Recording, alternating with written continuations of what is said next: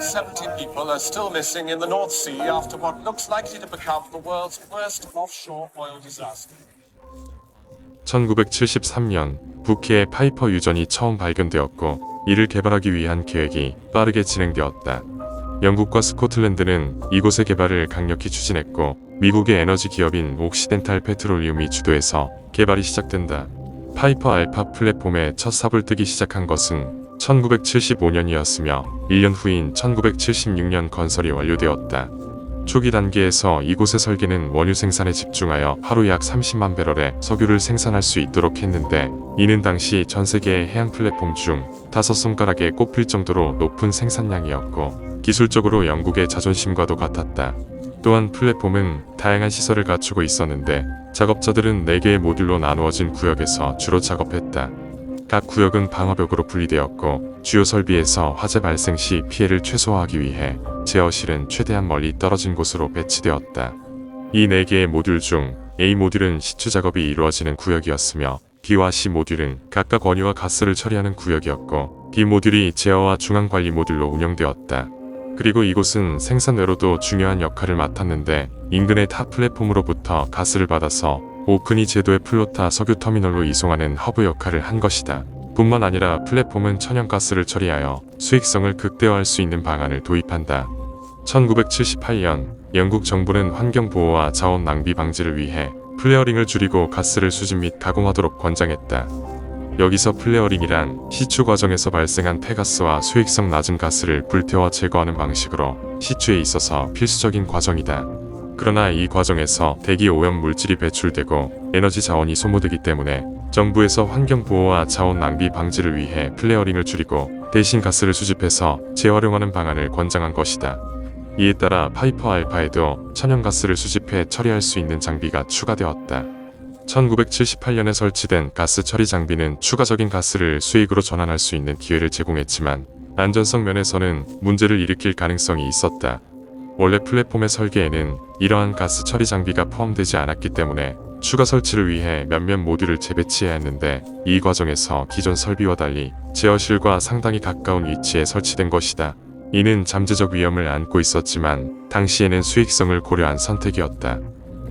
그렇게 10년이 지나 1988년이 되면서 파이퍼 알파는 재건축이 필요한 시점에 도달했다. 이러한 재건축 과정에서 여러 장비가 교체되었고 새로운 규칙이 채택된다. 다이버들이 작업 중일 때 일부 시스템을 자동에서 수동 모드로 전환해야 한다는 것이었다. 모드 전환 시 화재 진압 시스템 또한 수동 상태로 전환되었다. 그 이유는 파이퍼 알파의 자동 소방 시스템이 바닷물을 펌핑해서 화재를 진압하는 방식이었기 때문이다. 자동 모드가 유지되면 언제든 바닷물이 펌핑될 수 있기 때문에 다이버들이 플랫폼 근처에서 작업 중일 때 강한 물살에 휩쓸리며 큰 사고가 발생할 수 있었다. 하지만 이는 화재가 발생했을 때 즉각적인 소방 대응이 어려워짐을 의미했고 화재 발생 시 초기 진압이 매우 중요한 가스 플랫폼에서 매우 치명적인 결과를 초래할 수 있었다.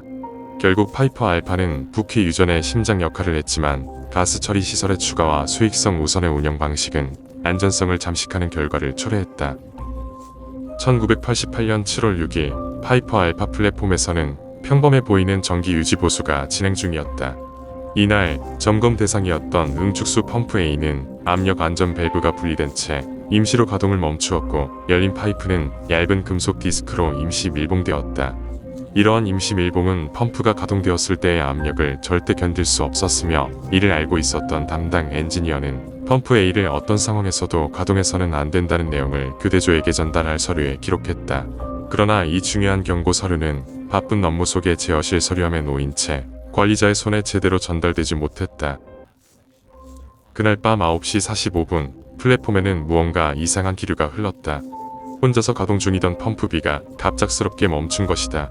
응축수 펌프가 작동하지 않으면 가스 생산에 큰 문제가 발생하는데 이것은 가스를 운송할 수 있도록 압축해서 보관할 수 있도록 하는 장치이기 때문이다. 때문에 펌프가 멈춘 동안 생산되는 가스를 플레어링으로 처리해야 하는 막대한 재정적 손실이 발생할 수 있는 상황이었고 당시 교대 관리자는 멈춘 B 펌프 대신 A 펌프를 재가동하기로 결정한다. 이는 서류를 보지 못했기 때문에 내린 결정이었고 이 결정은 플랫폼을 생지옥으로 만드는 대재앙으로 이어진다.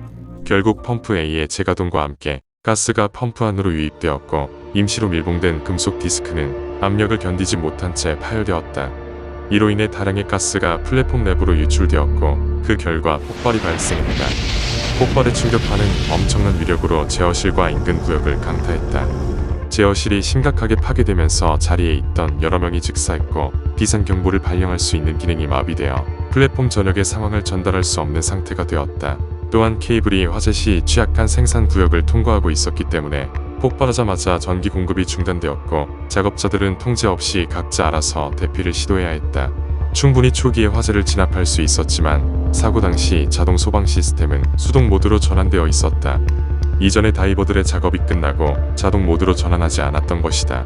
결국 진압되지 못한 화재로 인해 응축수 펌프 B마저 폭발했고 상공 200m까지 불길이 치솟는 엄청난 연쇄 폭발이 발생한다. 이때 초기에 재난을 확인하고 비상 절차대로 숙소로 향한 작업자들은 생존했지만 경보가 없어서 재난을 인지하지 못하고 있던 작업자들은 그대로 즉사했다. 이 폭발로 인해 모든 곳에 화재가 번졌고 숙소에 대피해 있던 약 80명의 생존자들은 구명보트나 헬리데크에 접근하는 것이 불가능해진 채 고립되었다. 이때 이미 구조대가 플랫폼 근처에 도착해 있었기 때문에 기다린다면 충분히 화재가 진압되면서 구조될 수 있었지만 재난을 더 크게 악화시킬 만한 심각한 문제가 남아 있었다. 당시 파이퍼 알파는 주변의 클레이모어와 타탄 플랫폼에서 추가로 생산된 원유와 가스를 수송받고 있었기 때문에 폭발 후에도 가스와 원유가 플랫폼 내부로 지속적으로 유입되고 있었던 것이다. 이런 유입은 불길에 연료를 더하며 화염을 더욱 더 거세게 만들었다. 하지만 각 플랫폼의 관리자는 폭발과 화재를 알아차렸음에도 생산된 석유와 가스를 파이퍼 알파에 공급하는 것을 멈추지 않았다. 이러한 결정을 했던 이유는 스코틀랜드의 육지에 위치한 지역 운영본부, 즉 상부에서 석유 공급 중단을 승인하지 않았기 때문이다. 생산을 중단한 시간 동안의 막대한 재정적 손실과 함께 당시 본사에서는 사태의 심각성을 즉각적으로 파악하지 못했고 이들은 사태의 악화로 인한 손실보다 당장의 재정적 손실이 주는 피해가 더 크다고 생각했다. 결국 플랫폼은 더 이상 자체적으로 화재를 진압할 수 없는 상황이 되었고 구조대는 최후의 결정을 내린다. 플랫폼에 가까이 다가가 물대포를 사용하고 바다에 떨어진 인원들을 구조하는 것이었는데 이는 자신들이 위험해지는 것은 물론 건물의 붕괴를 가속화시킬 수도 있는 결정이었다. 그렇게 처음에는 순조롭게 구조가 진행되는 듯 했지만 또 다른 문제가 발생한다. 근처 가스 처리 시설로 가스를 수송하던 파이프라인이 폭발의 여파로 손상되었던 것이다. 이 파이프라인에서 30톤가량의 인화성 가스가 유출되었고 세 번째 거대한 폭발이 발생한다. 결국 구조대의 노력에도 불구하고 아무런 성과를 기대할 수 없게 되었고 심지어 바다에 빠진 2명의 생존자를 성공적으로 구출해낸 구조 구명보트가 파괴되며 조타수를 제외한 탑승자 전원이 사망하는 사고가 발생하자 구조대는 전원 철수하기로 결정한다. 이때 근처의 다른 플랫폼 관리자 2명은 초유의 결정을 내린다. 상부의 지침을 어기고 가스와 석유 공급 중단을 결정한 것이다. 자신의 일자리를 잃을 수 있는 상황에도 그들의 친구들의 생존을 위해 명령을 어긴 것이다. 하지만 공급을 중단하더라도 파이프 자체에 남아있는 엄청난 양의 가스의 자체 압력으로 인해 가스가 몇 시간 동안은 계속 공급될 것이었고 아무 소용이 없었다. 이후 30분 후인 11시 20분에 네 번째 강력한 폭발이 일어났다. 이 폭발은 사실상 플랫폼에게 사형 선고나 다름없었고 플랫폼의 주요 지지 구조물이 휘거나 부러지면서 거대한 강철 덩어리는 바다로 가라앉기 시작했다. 이때까지 수백 명의 작업자들은 산채로 건물 내부에 고립되어 있었고 건물이 모두 가라앉으며 건물 내부에 있던 인원들은 더 이상 생존이 불가능한 상황에 놓이게 되었다.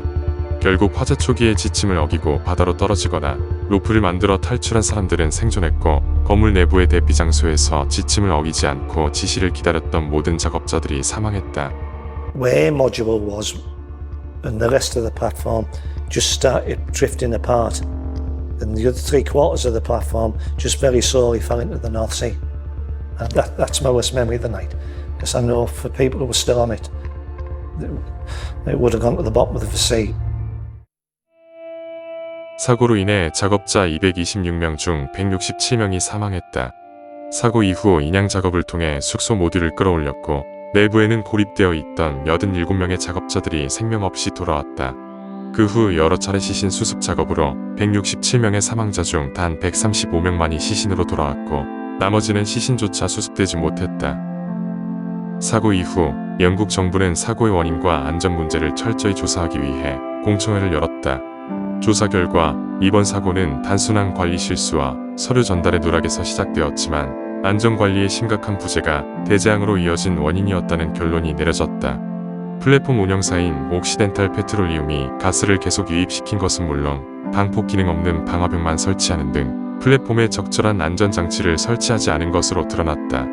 이외에도 생산 운영자는 당시 플랫폼에서 첫날이었음에도 불구하고 혼자서 관리를 맡은 것과 석유 생산만을 위해 설계된 플랫폼에 가스 처리 장치를 추가하기 위해 우회적으로 개조한 것, 그리고 소방 시스템을 자동 모드로 전환하지 않은 것 등 복합적인 문제가 합쳐지며 최악의 상황이 되어버린 것이다. 하지만 이러한 유지 보수와 안전 관리 체계에 심각한 허점이 있었음에도 불구하고 옥시덴탈 페트롤리움에 법적인 책임을 묻기에는 명분과 증거가 부족하다는 결론이 나왔다. 이 사고는 역대 해양 시추선 사고 중 최대 사망자를 기록한 최악의 사고로 기록된다. 피해를 겪은 동료들과 가족들에게 깊은 상처를 남겼으며 생존자들은 후에도 심각한 정신적 고통을 겪어야 했다. 특히 61명의 생존자 대부분이 외상후 스트레스 장애와 더불어 사고 당시에 극심한 공포와 동료들을 남기고 생존했다는 죄책감에 심리적 후유증을 겪어야만 했다. Truly, I'll be honest, I accepted death when I was lying under that table. I was choking, I was vomiting, I just couldn't get nothing, couldn't breathe at all. The flames had totally engulfed the area what we were in. The smoke was getting thicker, and the emergency generators that there was had went out, which left us only manual torches, and that's when the panic set in, you know. The reason there was 166 lads perished in that rig is because they believed in a manual, right? Where somebody says it's, in theory, this is how that we are going to evacuate that rig, told that the lifeboats and things would be surplus to requirements. You've just got to get off. And the only way you could get off is down to the sea level. How far did you have to jump? About 100 feet. When you recovered, will you go back to work offshore? No, I don't think so. Only a long time to think about that one. I've lost too many mates, like, you know, a lot. No, I would never subject myself to the horrors and the nightmares. I've not had a night's sleep in 18 weeks. Do you think this disaster will improve things?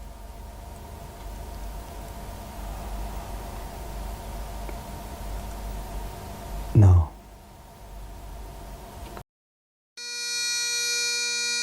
1991년 7월 참사 희생자 3주기를 맞아서 에버딘에는 3명의 석유 노동자를 기리는 동상이 세워졌다. 이 동상은 희생자들을 기억하고 다시는 이러한 비극이 반복되지 않도록 경각심을 일깨우는 상징으로 자리 잡는다.